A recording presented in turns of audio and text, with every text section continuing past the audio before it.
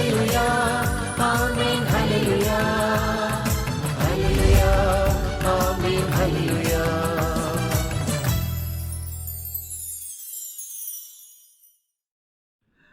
தந்தை, மகன், தூய ஆவியாரின் பெயராலே ஆமேன். இயேசுவில் அன்புக்குரிய இறை மக்களே, மீண்டும் ஒருமுறை வார்த்தையோடு உங்களை சந்திப்பதிலே மிகுந்த மகிழ்ச்சி அடைகின்றேன்.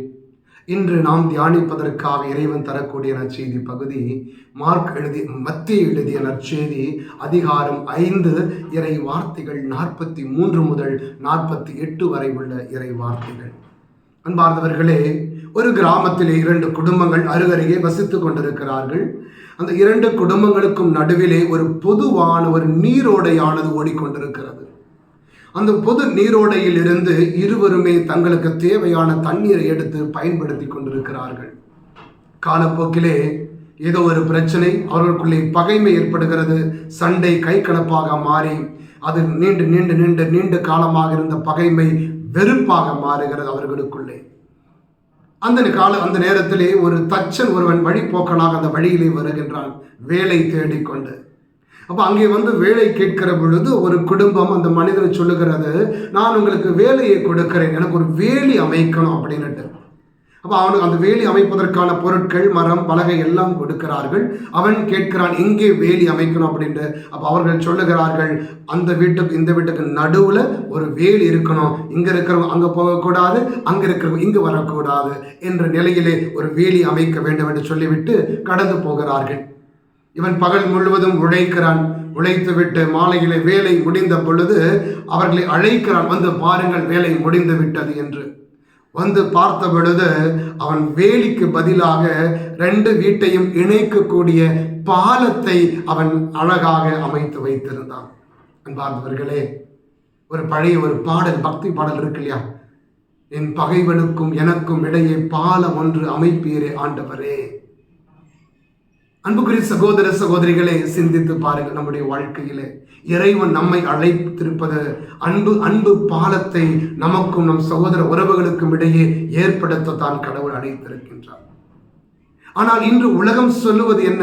உலகம் கற்றுக் கொடுப்பது பகைவனை வெறுத்து விடு, உனக்கு எதிராக ஒருவன் இருக்கிறானா நீ அவனை விரோதியாக பார், இவன் உனக்கு வேண்டாம் இவன் உனக்கு வேண்டாம் என்ற ஒரு சிந்தனை உலகம் உருவாக்குகிற பொழுது இயேசு நற்செய்தியிலே அன்புக்கான புதிய பரிமாணத்தை கொடுக்கிறது. உலகம் கற்றுக் கொடுக்கிற பரிமாணம் என்பது எனக்கு பிடித்தவனை அன்பு செய்ய வேண்டும், என்னை பாராட்டுபவனை அன்பு செய்ய வேண்டும், எனக்கு வேண்டப்பட்டவனை அன்பு செய்ய வேண்டும், எனக்கு நன்மை செய்பவனை நான் அன்பு செய்ய வேண்டும் என்று உலகம் கற்றுக் கொடுக்கிற பொழுது இயேசு கிறிஸ்து அன்புக்கான புதிய பரிமாணத்தை நமக்கு சொல்லிக் கொடுக்கிறார். உன் பகைவனை நீ அன்பு செய், உன்னை வெறுப்பவனை அன்பு செய், உன்னை காயப்படுத்தியவன் அன்பு செய். எப்படி? அவன் செய்த தவறுகளை மன்னிப்பதன் வழியாக உன் அன்பை நீ வெளிப்படுத்த வேண்டும் என்று ஆண்டவர் சொல்லுகின்றார். அன்புக்குரியவர்களே, இன்றைய உலகத்தில் பார்க்கிற பொழுது மனிதன் பிறரை வெறுப்பதையும் பிறரை காயப்படுத்துவதையும் பிறரை பகையாக நினைப்பதையும் பெருமையாக நினைத்துக் கொண்டிருக்கிறான். அவன் கூட நான் எத்தனை வருஷம் பேசாம இருக்க தெரியுமா, இவங்க வீட்டுக்கிட்ட பாரு, நான் அவங்ககிட்ட பேசியே பல வருடம் ஆயிடுச்சு.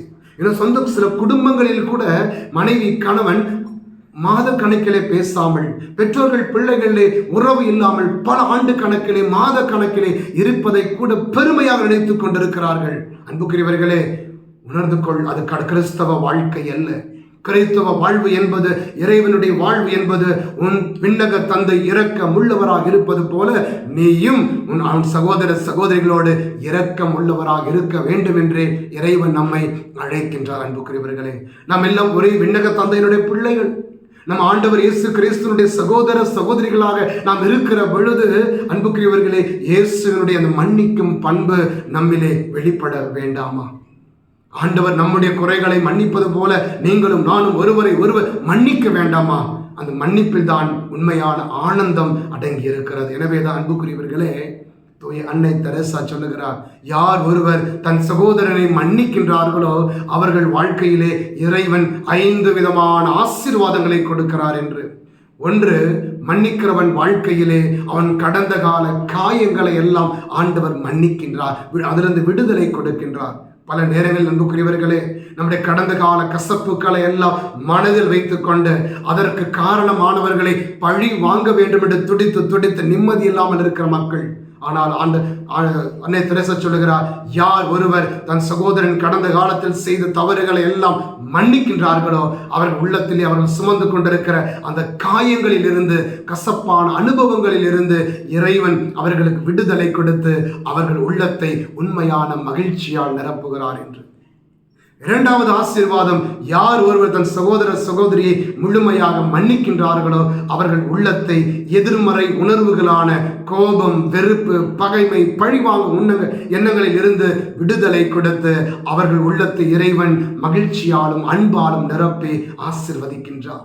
மூன்றாவது அவர் சொல்லுகின்றார், யார் ஒருவர் தங்களுடைய சகோதரனை மன்னிக்கின்றார்களோ அவர்களுடைய வாழ்க்கை சுமை இல்லாத எளிதான வாழ்க்கையாக இருக்கும். காரணம், இன்று நம்முடைய வாழ்க்கையில் பல நேரங்களில் நம்மை காயப்படுத்தியவன் தந்த காயங்களை சுமந்து கொண்டு நம்மை காயப்படுத்தியவர்கள் கடந்து போய்விட்டார்கள். ஆனால் அவர்கள் கொடுத்த காயங்களை ஒரு பெரும் பாறாங்கல்லை தலையில் சுமப்பது போல சுமந்து கொண்டு அன்புக்குரியவர்களே நிம்மதி இல்லாமல் வாழ்ந்து கொண்டிருக்கிற நாம.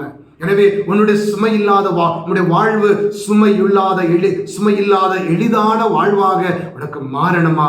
ஆண்டவர் சொல்கிற ஒரே ஒரு வழி, உன் சகோதரனை மன்னித்து விடு, உன் வாழ்க்கை எளிதாக இருக்கும்.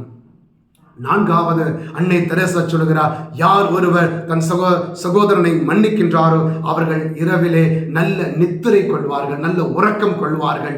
காரணம், பல நேரங்களில் வாழ்க்கையவர்களே யாரெல்லாம் பகையும் வெறுப்பும் உள்ளத்திலே சுமந்து கொண்டிருக்கிறார்களோ அவர்கள் நித்திரை இல்லாமல், நல்ல உறக்கம் இல்லாமல் அவதிப்படுவதை பார்க்கிறோம். எனவேதான் இறை வார்த்தை அழகாக சொல்லுகிறது, சூரியன் பொழுது சாய்வதற்குள் உன் சினம் தணிந்து போகட்டும்.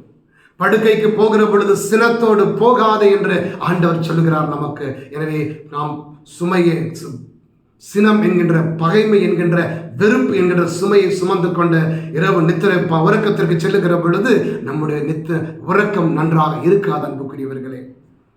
ஐந்தாவது அன்னை தெரசா சொல்லுகிறார், யார் ஒருவர் தன் சகோதரனை மன்னிக்கின்றாரோ அவர்கள் தன்னுடைய இதயத்தை இறைவனுக்கும் சகோதரனுக்குமாக திறந்து கொடுக்கிறார்கள், அவர்களிலே இறைவன் குடிக்கொள்ளுகிறார் என்று.